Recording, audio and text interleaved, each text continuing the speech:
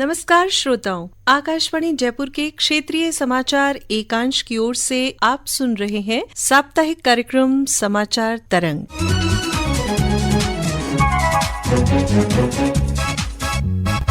स्वागत है श्रोताओं आप सभी का। मैं हूं सालेहा। किसी भी स्थान की साफ सफाई का आकलन करने और उसे प्रोत्साहन देने के महत्वपूर्ण प्रयासों में से एक है स्वच्छ सर्वेक्षण, जो आवास और शहरी मंत्रालय की ओर से हर साल आयोजित किया जाता है। स्वच्छ सर्वेक्षण 2024 में राजस्थान ने लंबी छलांग लगाते हुए राष्ट्रीय पटल पर अपनी छवि को काफी मजबूत किया है। इस पर बातचीत के लिए आज हमारे साथ हैं जयपुर नगर निगम ग्रेटर के उप महापौर पुरनीत कर्नावट जी। सर नमस्कार, आकाशवाणी स्टूडियो में आपका बहुत बहुत स्वागत। नमस्कार सालिया जी, आकाशवाणी के सब श्रोताओं को नमस्कार। सर, स्वच्छ सर्वेक्षण 2024 में राजस्थान की काफी खुशनुमा तस्वीर सामने आई है, जहां एक और छोटे शहरों यानी 20 से 50 हजार की आबादी वाले शहरों में डूंगरपुर ने स्वच्छ लीग सिटी सम्मान प्राप्त किया है। वहीं जयपुर ग्रेटर को भी अवार्ड से नवाजा गया है। इसके साथ ही प्रदेश के 240 शहरों की रैंकिंग जो है पहले से बेहतर हुई है। कोई भी शहर प्रदेश का ऐसा नहीं है जिसकी रैंकिंग पिछड़ी हो, यानी वो नीचे आया हो रैंकिंग में। सबसे पहले तो इस उपलब्धि पर आपको बहुत बहुत बधाई। और अब आप हमें बताइए कि स्वच्छ सर्वेक्षण 2024 क्यों महत्वपूर्ण है, क्या है और इसके क्या क्या मापदंड होते हैं।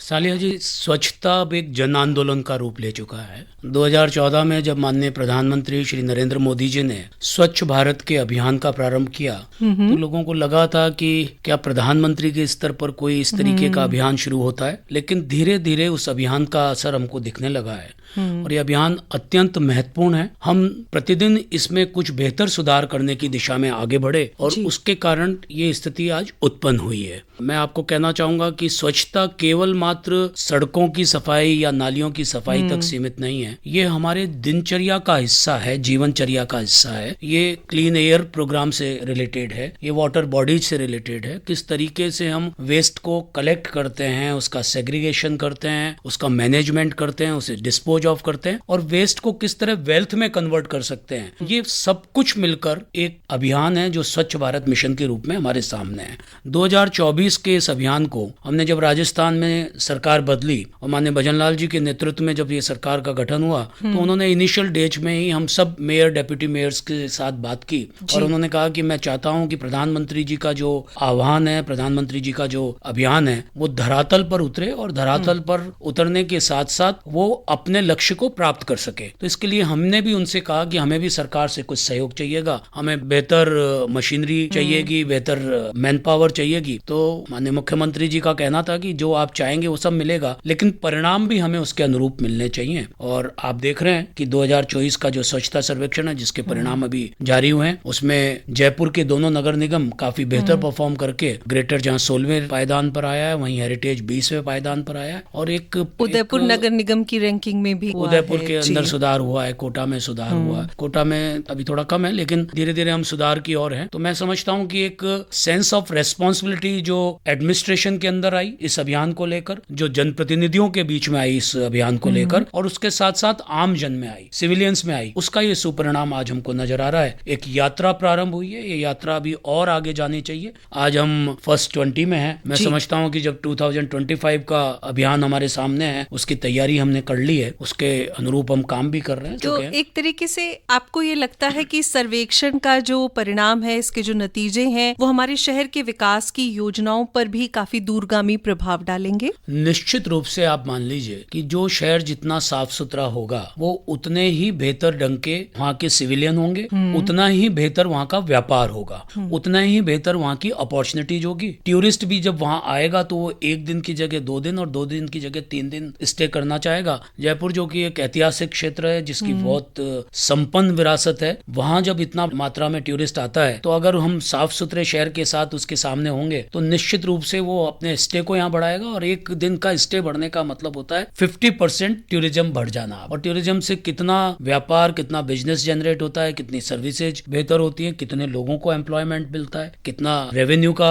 कलेक्शन बढ़ता है, इसको हम सब समझ सकते हैं। हेल्थ को लेकर भी मैं समझता हूँ कि स्वच्छता सबसे बड़ा मापदंड है। एक स्वच्छ शहर निश्चित रूप से स्वस्थ शहर के रूप में भी दिखता है। यानी स्वच्छता अपनाइए और बीमारियों को भगाइए। बिल्कुल। और इसके साथ ही आपने बताया कि और भी बहुत सारे सेक्टर्स ऐसे हैं जो अप्रत्यक्ष रूप से इससे लाभान्वित होते हैं, चाहे बात टूरिज्म की हो, हेल्थ की हो या इकोनॉमी की हो, बहुत सारी चीजें इससे जुड़ी हुई है। सर, अभी आपने बताया कि सफाई ही एकमात्र मापदंड नहीं है, इसके बहुत सारे अन्य मानक भी हैं, चाहे वो बात अपशिष्ट प्रबंधन की हो, कचरे के निस्तारण की हो, या फिर नागरिकों की भागीदारी, या फिर नवाचारों की हो। तो इस दृष्टि से आपने सफाई के साथ अन्य क्या क्या पहल की? निश्चित रूप से देखिए, स्वच्छ भारत मिशन तो मिशन है, और मिशन अपने आप में ही बताता है कि वो कोई सीमित नहीं होता है, उसकी कोई सीमाएं नहीं होती है, वो निरंतर चलने वाली प्रक्रिया है। और इसमें जो कुछ हमने किया है उससे और बेहतर होते जाना है। आज जब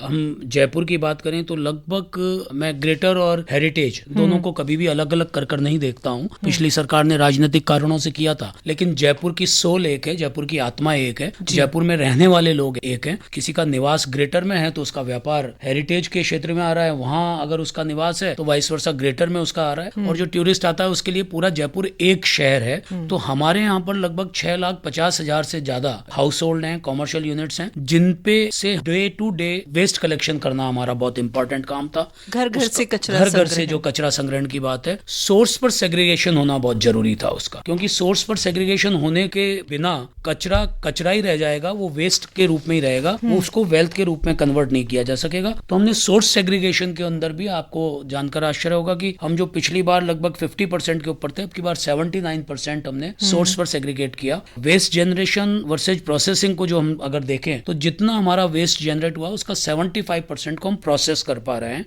डंप साइट के ऊपर भी जो हमने बेहतर ढंग से काम करना शुरू किया तो वहां 92% तक हम लोग पहुंचे हैं। रेजिडेंशियल एरिया की और मार्केट प्लेस के अंदर जो क्लीननेस को लेकर इशू है, वहां ऑलमोस्ट हमने 100% तक अचीव किया, क्योंकि एक अभियान बना, एक उसकी पूरी की पूरी प्लानिंग बनी जिसमें सफाई होनी शुरू हुई, और वाटर बॉडीज और पब्लिक टॉयलेट्स, इनके ऊपर भी बहुत बेहतर पिछले साल में काम हुआ। इन सब के कारण एक अच्छी स्थिति हमारे सामने आई, सुगध स्थिति आई। इसी तरह CND वेस्ट का एक प्लांट जो हमारे यहाँ बहुत लंबे समय से पेंडिंग था, जो ऑपरेट नहीं हो पा रहा था, जब मैंने डिप्टी मेयर के रूप में 2020 के एंड में जब ज्वाइन किया तो मुझे बताया गया था कि CND वेस्ट का हम ऑर्डर कर चुके हैं प्लांट का, पर वो इम्प्लीमेंट नहीं हो पा रहा था क्योंकि कोई कारण था। पर जब भारतीय जनता पार्टी की सरकार आई, एक कमिटमेंट के साथ हमने काम शुरू किया, तो CND वेस्ट का प्लांट हमारा शुरू हो गया है। Construction and demolition waste, construction and demolition waste का बहुत बड़ा नुकसान और बहुत बड़ा फायदा दोनों हमारे सामने है। हम किस ढंग से उसका उपयोग कर सकते हैं, ये हमारे सोचने की बात है। आप कंस्ट्रक्शन एंड डिमोलिशन वेस्ट को सड़कों पे डाल दीजिए, खेतों में डाल दीजिए, वाटर बॉडीज पे डाल दीजिए, वो नुकसान ही नुकसान करेगा। आप उसको प्रोसेस कर लीजिए, तो जो बजरी हम इस्तेमाल करते हैं, जो रिवर सैंड हम इस्तेमाल करते हैं, उसकी जगह वहां से बनी हुई बजरी का इस्तेमाल करते हैं, तो वो ज्यादा उसकी पकड़ होती है, वो ज्यादा एनवायरमेंट फ्रेंडली होती है, वो एनवायरमेंट को सपोर्ट करने वाली होती है, उसकी पकड़ भी मजबूत होती है।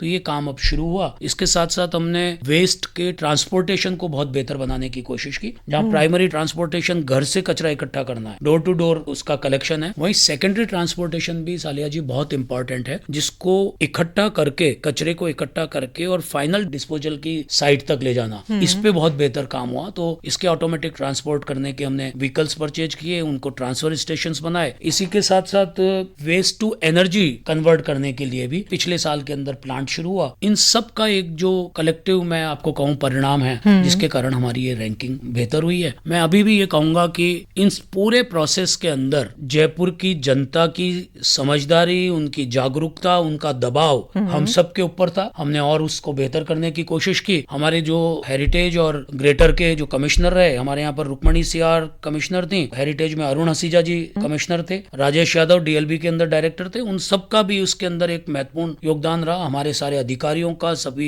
सफाई योद्धाओं का, जिन्होंने मोटिवेशन के साथ से, मुख्यमंत्री जी इसकी मॉनिटरिंग किया करते थे, तो उसका ये परिणाम हमको नजर आने लगा है। और मैं समझता हूँ 2025 में हम प्रथम 10 में होंगे, क्योंकि अगले साल तक आप देखेंगे कि हेरिटेज और ग्रेटर दोनों मिलकर एक निगम के रूप में कन्वर्ट हो जाने वाले हैं। जयपुर का अपना एक म्युनिसिपल कॉर्पोरेशन होगा। हम पहले 10 में आने के लिए प्रयासरत हैं, और निश्चित मानिएगा कि एक दिन ऐसा समय भी होगा जब हम प्रथम 5 और फिर उसके बाद प्रथम पायदान के ऊपर जयपुर को लेकर आएंगे। बेशक। आपसे ये जानना चाहेंगे कि आपके अनुसार स्वच्छता के क्षेत्र में आने वाली सबसे बड़ी चुनौतियां क्या है और किस तरीके से उनका समाधान किया जा सकता है? देखिए, चुनौतियां प्रतिदिन बदलेगी इस क्षेत्र के अंदर। अब आने वाला समय ई वेस्ट को लेकर बहुत बड़े चैलेंज का है। आने वाला समय वो गाड़ियां जो कि 10 साल या 15 साल पुरानी हो चुकी हैं और मोटर व्हीकल एक्ट के प्रावधानों के तहत नहीं चलनी चाहिए, उनका पॉल्यूशन बहुत तेजी से होता है। और जिस संख्या के अंदर हमारे यहाँ पर व्हीकल बढ़े हैं, चाहे 2 व्हीलर हो चाहे 4 व्हीलर हो, उससे एयर पॉल्यूशन हमारा बहुत बैडली इफेक्टेड हुआ है। लोगों को भी इसके बारे में जागरूक होना पड़ेगा, समझना पड़ेगा, उनको शेयरिंग पर जाना पड़ेगा, कार पूलिंग करनी पड़ेगी, पब्लिक ट्रांसपोर्टेशन को बेहतर करना पड़ेगा। उस दिशा में राजस्थान की सरकार प्रतिबद्ध है। आप देख रहे हैं मेट्रो का सेकंड फेज उसके और परिवहन बेड़े में भी बहुत सी बसें इलेक्ट्रिक बसेज को हम शामिल कर रहे हैं। ईवी बड़ी संख्या के अंदर अब आने लगी है, लोग भी जागरूक हुए। तो मैं समझता हूँ कि जब सबका मिलकर एक सहयोग बनेगा और सब हैंड होल्डिंग के साथ आगे बढ़ेंगे और एक दूसरे को सहयोग की दृष्टि से देखेंगे, एक दूसरे के प्रति नकारात्मकता छोड़ेंगे, तो निश्चित रूप से ये प्रोसेस आगे बढ़ेगा। जो चुनौतियां आएंगी उन चुनौतियों का सामना करेंगे, चुनौतियों को अवसर में बदलेंगे और उसके साथ जयपुर को एक बेहतर शहर के रूप में बना पाएंगे। ये हमारी कोशिश है। ये तो बात हुई चुनौतियों की। आगे आने वाले सालों की बात करें तो आप शहर की स्वच्छता की स्थिति में और प्रदेश की स्थिति में क्या क्या बदलाव देखना चाहते हैं? देखिए, मैंने आपको कहा है कि लोकतंत्र की सबसे बड़ी ताकत अगर कोई है तो वो जनता की जागरूकता और उसका दबाव है। अगर जनता जागरूक रहेगी और अपने जनप्रतिनिधियों पे, अपनी सरकार पे, अपने अधिकारियों पे दबाव बनाए रखेगी तो हम दिन प्रतिदिन बेहतर स्थिति में जाते रहेंगे। पर जब मैं दबाव कहता हूं तो उसके साथ साथ मैं ये भी आशा करता हूं कि जनता भी अपने कर्तव्यों का निर्वहन ठीक प्रकार से करे। आमजन भी ये समझें कि जिस प्रकार उन्हें अपने घर को स्वच्छ रखने की एक अभ्यास है या वो अपने घर को स्वच्छ रखना चाहते हैं, वहां जो जिस प्रकार से साफ सफाई को लेकर प्रतिबद्ध है, वैसे ही वो शहर को भी अपना शहर मानकर, अपने गाँव को अपना गाँव मानकर, अपने कस्बे को अपना कस्बा मानकर उसमें भी अपना योगदान दें। वेस्ट को हर जगह ना फेंके, डस्टबिन का उपयोग करें। अगर उनके घर पर किसी प्रकार का डिमोलिशन हो रहा है तो सीएनडी वेस्ट की साइट तक उसको पहुंचाएं। ई वेस्ट को लेकर भी ध्यान सजग रहें। बेवजह पॉल्यूशन नहीं हो, इसलिए घर में अनावश्यक, चूंकि हमें संपन्नता आ गई है इसलिए हमें हर घर के अंदर एक व्यक्ति 18 साल का हो गया तो उसको एक व्हीकल तो मिल ही जाना चाहिए। इस साइकोलॉजी से भी बाहर निकलना पड़ेगा, इस मानसिकता से बाहर निकलना पड़ेगा और कार पुलिंग, व्हीकल पुलिंग की तरफ जाना पड़ेगा। पब्लिक ट्रांसपोर्टेशन का यूज करना हमें सीखना पड़ेगा। अगर हम इन सब चीजों को साथ लेकर चलेंगे तभी मैं समझता हूं कि सही मायने में आप सस्टेनेबल क्लीननेस की तरफ जा पाएंगे। सस्टेनेबल स्वच्छ भारत मिशन का उद्देश्य भी यही है कि हम केवल मात्र आज साफ सुथरे हैं ऐसा नहीं, हम हमेशा साफ सुथरे हैं। आप समझ ही सकते हैं कि एक घर को भी अगर एक दिन सफाई नहीं करें तो दूसरे दिन गंदा दिखता है। तो जहाँ इतना बड़ा शहर है और जहाँ इतना वेस्ट का जनरेशन होता है, उसके लिए सभी को कमिटमेंट से काम करना होगा। पुनीत जी, आपने इस सफलता का श्रेय भी नागरिकों को दिया कि उनकी भागीदारी जरूरी है और इसे वो अपनी जिम्मेदारी भी समझे। इस संदेश के लिए आपका बहुत बहुत धन्यवाद। और हमारे श्रोता भी इस मुहिम में अपनी सक्रिय भागीदारी निभाएंगे और अपने शहर को साफ सुथरा बनाने के लिए योगदान देंगे। आप सभी से अनुरोध है, स्वच्छता को अपने जीवन का हिस्सा बनाएं। श्रोताओं, अब आपको लिए चलते हैं डूंगरपुर, जिसने स्वच्छता के क्षेत्र में उत्कृष्ट प्रदर्शन के लिए राष्ट्रपति से सुपर स्वच्छता लीग श्रेणी में सम्मान प्राप्त किया है। हमारे संवाददाता ने बताया कि यहाँ आने वाले समय में भी लोग इसी समर्पण के साथ साफ सफाई के उच्चतम मानकों को स्थापित करने के लिए लगातार कोशिश करते रहेंगे। स्वच्छता सर्वेक्षण में डूंगरपुर नगर परिषद को सुपर स्वच्छ लीग सिटी अवार्ड से सम्मानित किया गया है। दिल्ली में आयोजित समारोह में राष्ट्रपति द्रौपदी मुर्मू के हाथों मिले सम्मान के बाद नगर परिषद सभापति अमृत कलासवा और उनकी टीम डूंगरपुर लौटी। सभापति और उनकी टीम का शहर के लोगों ने स्वागत किया। सभापति ने बताया कि स्वच्छता को लेकर नगर परिषद के स्वच्छता कर्मी लगातार काम कर रहे हैं। इस अवार्ड के लिए मैं जनता नगर परिषद कर्मियों को बधाई दूंगा। और हमारे यहाँ नगर परिषद आज 8-10 सालों से रात्रिकालीन भी सफाई करते हैं। हमने एक टेलीफोनिक व्यवस्था कर रखी है, कहीं से भी कोई कॉल आता है तो तुरंत हमारा कर्मचारी, हमारी गाड़ी वहाँ पहुँच जाती है सफाई के लिए। और अन्य क्षेत्रों की अपेक्षा कर हमारे डूंगरपुर में बहुत अच्छी सफाई होती है, जिस वजह से हमें आज ये गौरव महसूस हो रहा है। शहर के लोग भी स्वच्छता को लेकर जागरूक हैं। वे कचरे को शहर की सड़कों पर नहीं फेंकते, जिस वजह से स्वच्छता को लेकर अच्छा काम हो रहा है। समाचार तरंग के लिए डूंगरपुर से चिंतन जोशी की रिपोर्ट। श्रोताओं, आपको बता दे, रिकॉर्डिंग सहयोग सुदर्शन नाहर, कार्यक्रम का संपादन किया राजेंद्र सिंह डारा ने, संयोजन डॉक्टर जितेंद्र द्विवेदी और प्रस्तुतकर्ता रामनाथ मीना। नमस्कार।